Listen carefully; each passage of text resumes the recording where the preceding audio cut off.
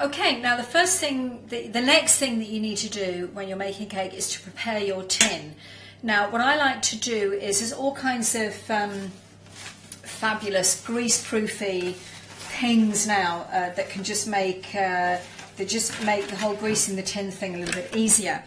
But what I do, and this is the thing that my old housekeeper Teresa Gilroy taught me to do, is most of my cakes, an awful lot of my cakes are going abroad and need to be packed in a tin. And that's a real pain. Packing a cake is a real pain. So she showed me a way, and I don't know how this works, some kind of magical old Irish lady miracle. I don't quite know why it works, but it does, which is cooking the cake in the actual gift tin that you're going to send it off in. So this is just a nice tin, a nice old biscuit tin that I had hanging around the house. And what you have to do is just create a kind of a margin, if you like, so that the cake can come out of it. So I've started off in the bottom here. I've just cut a piece of, you want the kind of the thickish cardboard that you get from big cardboard boxes. Hang on to them. And then just cut out a piece to fit in the bottom. And then these fabulous little bits of cardboard here, there you can just cut them out yourself to go around the side of the tin. These are ones from an old delivery jam. It was delivering jam jars to me box, and they just happen to fit in nicely around the edge of the cake. Just nicely around the edge of the tin.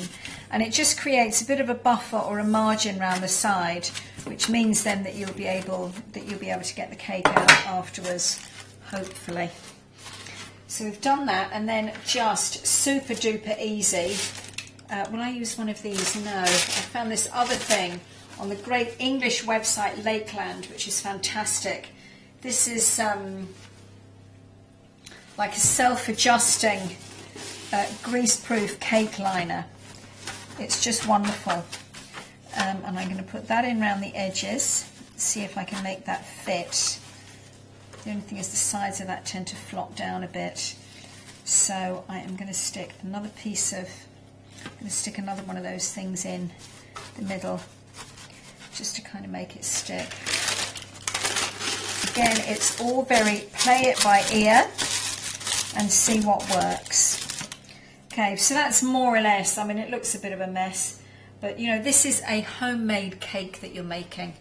And if you're making a homemade cake, people can't expect perfection and everything to fit perfectly, because we've all got busy lives, you know, and aren't you great to be making them a cake at all and sending it all the way across to America to them. So that's the inside of the tin. Now, the cake. This is embarrassingly easy. You've got your boiled ingredients. When I discovered that porter cake was basically a glorified version of the boiled fruit cake that my mother used to make every week at home, except with more fruit in it and posher ingredients, I couldn't quite believe it. So we've got that mix there. I'm going to do it all in the saucepan. The first thing you need is, well, I've got my dry ingredients here. Now what I've got is a pound of flour, but you can see mixed in there with that to make it up to 1.25 pounds of breadcrumbs. Number one, I always have loads of breadcrumbs at this time of year because I'm a sucker for stuffing. So all those cut off crusts all go straight in the freezer. But breadcrumbs really just give the cake a little bit of lightness. Too much flour can be very, very heavy. So the breadcrumbs just lift it up a bit. Now into this, I'm going to add some spices. And I used to grind all my own fresh spices, but to be perfectly honest with you, you can buy such fantastic ones now in the shops. I wouldn't be bothered. As long as they're fresh and good. There's a bit of mixed spice there. A little bit of cinnamon. Cinnamon can be a little bit overpowering, so I tend not to put too much in. Now, the one thing that I do like to grind myself, if I can find my little... Actually, I'll mix it up with a pestle and mortar. The one thing really that you can't compromise on, to me, is a little bit of nutmeg. You just... And also it's great then if you're stressed out. I've got a bit of Christmas stress. You can think, oh yeah, that's somebody I don't like, that's their thumb. You know? Someone's been annoying you. The old pestle and mortar out. Pick one of their digits, a toe or something. Just think, right, let me give that a bit of an there. So there we go.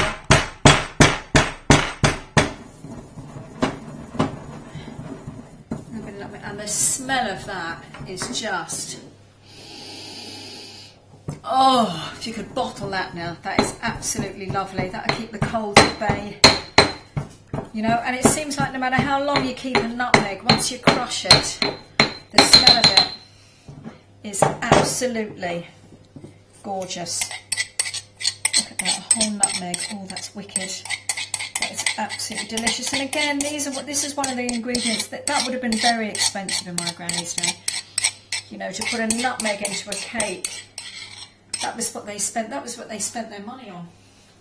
You know, sending these off as gifts to people.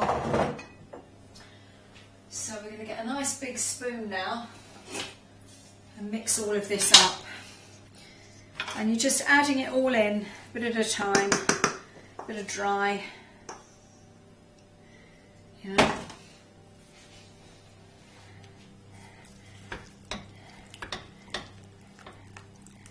That's it. And you want to make sure that that mixture now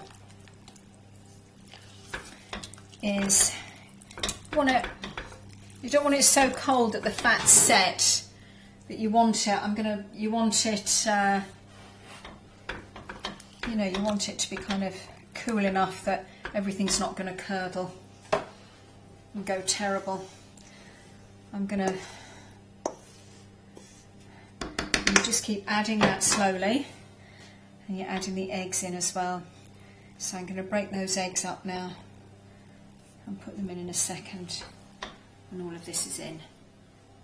Now, the final ingredient, once you've mixed everything in, is the controversial glace cherry.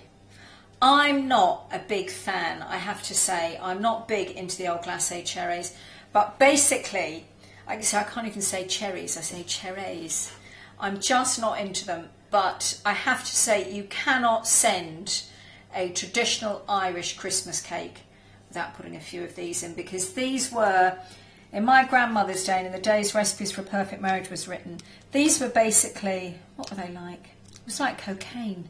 It was just a kind of a really, a bit of an unattainable treat and something rather naughty. So, you know, I'm shoving them in. I think they ruin a good fruitcake, but this is Christmas, and you have to be a bit self-sacrificing. And anyway, I won't go on about why I'm not mad about them, but I'm just not. But anyway, they're in there now. Now we have to get this. As you can see,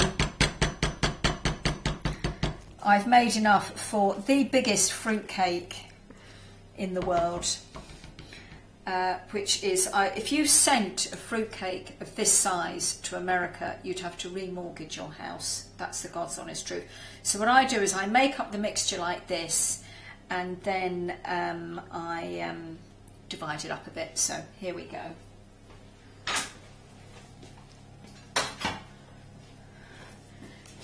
Now, so just into the main thing, just literally scoop it in and start praying that you don't make too much of a mess of it. What you don't want to do, this is going to rise to about twice its height, even though it feels as if it weighs a ton. It will. Look how rich that is. Look how rich that is. I mean, that is, you could eat it like that, really, honest to God, you really could. It's absolutely delicious. And even though, you know, in fairness, a bit of Stork margarine and a few bags of fruit doesn't cost that much these days, it still has such a rich and expensive texture to it, you know. I have made these fruit cakes with fabulous designer, what I call designer fruit from the French fruit market, you know, fabulous, beautiful stuff. And but then, to be perfectly honest with you, it's just the same when when you use the cheaper fruit from the bag. I can't tell the difference. It's still just a lovely rich recipe. Now what I'm going to do is I'm going to pop this into the oven. Timings. I'm shoving this on. This is what I do with all my cakes. The trick with this one is I'm going to put it in the oven on quite a high oven. Not full whack, but a little bit down from full whack. And just let it rise a little bit prematurely. Brown a little bit on the top. Just let it shoot up.